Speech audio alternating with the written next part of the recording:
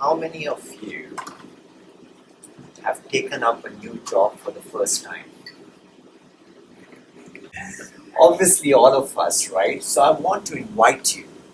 I want to invite all of you to go back into time and remember the day when you took up the job for the first time, your first day, your orientation day, your induction day. How did you feel?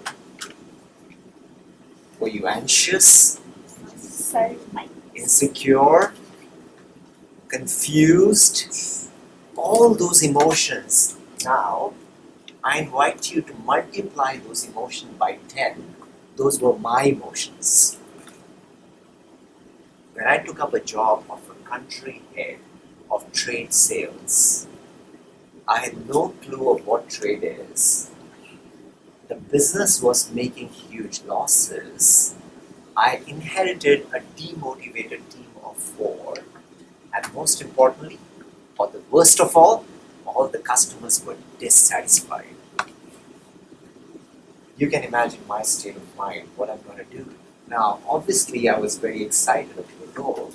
Country head, young man, suddenly gets a big job, but I didn't know I was heading for trouble.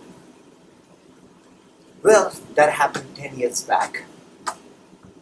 And I'm going to tell you the story of what happened next. Now, the more I digged into the business, the more customers I met, the more salespeople I met, the more demotivated I became. It was like darkness, like Star Wars. I was on the dark side, completely. And this time there was no light at all at the end of the tunnel. What do? Nothing came to my mind, because when you are in the problem, your thinking becomes completely clouded. You cannot think straight. You heard that? So I was not able to think straight. So what do? I thought of a guy who was the best business turnaround expert in my life. And there was a coach I knew. He turned around 10 businesses in his lifetime. So I went to him. So I said, "You're my guru, you got to get me out. I don't want to lose this job. I really love it, and how do I turn around this job?" And he told me, "Okay, I'm not going to tell you what you have to do because you know best, but I'm going to tell you a story. A quick story of a company which was selling shoes." Yeah? Everyone wears shoes? A company which was selling shoes. Now they wanted to expand their business. So what do? They go to a new market. So they find their star sales performer. Are you that guy? So they invite that star sales performer to go to the village and do a survey, a research. This guy stays there for a week, does his research, does his survey, and comes back. And he comes back and tells, "Boss, no face, no potential." And the boss saying, "Why? Why no potential?" "Boss, nobody wears any shoes over there." And the boss was, "Okay." And he went off. And the boss was perplexed. There got to be something more to it. I'm not convinced. The guy was a little aggressive. So he jumped to conclusions very quickly. His ability to be patient was very low.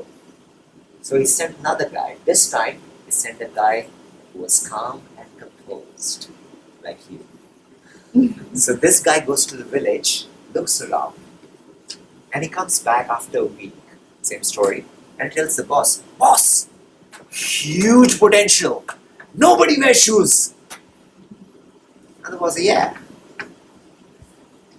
So something happened in my mind. I started thinking, same situation, same problem, but 2 different perspectives. How does that happen? So I realized that I was on the dark side. I was that aggressive guy who was looking at no potential. And suddenly, I shifted to the light side. Remember Star Wars? And on the light side, I saw only potential. Now here is the potential I saw in one line. I can't shift the market. Why? Because our products were not that great or different from the competition. Our network was not that great, and our pricing was really, really high. So what can I do? I cannot shift the market, but I can create it. So I started educating the customers on how to expand your business. Now, I was fortunate that in the company I worked for, we had a large global network. I could take domestic customers international. Now imagine if you are that customer who is making 1 million in a year and suddenly you start making 10 million. Who are you going to give the business to? Obviously to the person who helped you make that 10 million. And that is what started happening. I started doing seminars. I transformed each and every of my salesperson into consultants. They were no longer selling, they were educating the customers on how to do sales, how to go international. And that was such a huge win. Slowly things started shifting. We started getting opportunities, we started getting more customers. And after 3 years, you know what happened? My team size grew from 4 people to 40. And we were supporting a team of 1,300 feet on the street. The customer portfolio doubled, tripled into 100 times more than what I had inherited 3 years back. But most importantly, the business, which was negative, it transformed into a $12.5 US, not Hong Kong, dollar business. And I was amazed how a problem transformed into an opportunity. Now, why am I telling you this? Because you are people who take new jobs. You are people who join new companies, new roles, new countries. My friend has just come from Paris, all the way to Hong Kong, maybe via Singapore, MRT to MTR. But the point is that when you take up a new role, you anticipate certain things. Most often they don't happen. You anticipate a bed of roses. Most often it becomes a bed of thorns. Everything is not the way you think it is. It changes. But what I want to leave you with is a choice. It's a choice you make every day when you walk into that door, in that office. Are you going to pay attention to the problem or the opportunity? And I invite you to pay attention to the opportunities you see.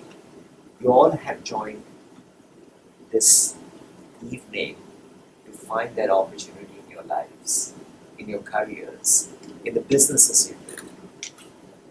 And even then, if you feel things are not the way they are, things are not the way you want them to be, so pause. Pause and repeat this mantra, which will help you to move from the dark side to the light side. This mantra, every time you see the problem, try and memorize these very small little words. One man problem is another man's opportunity. Thank you.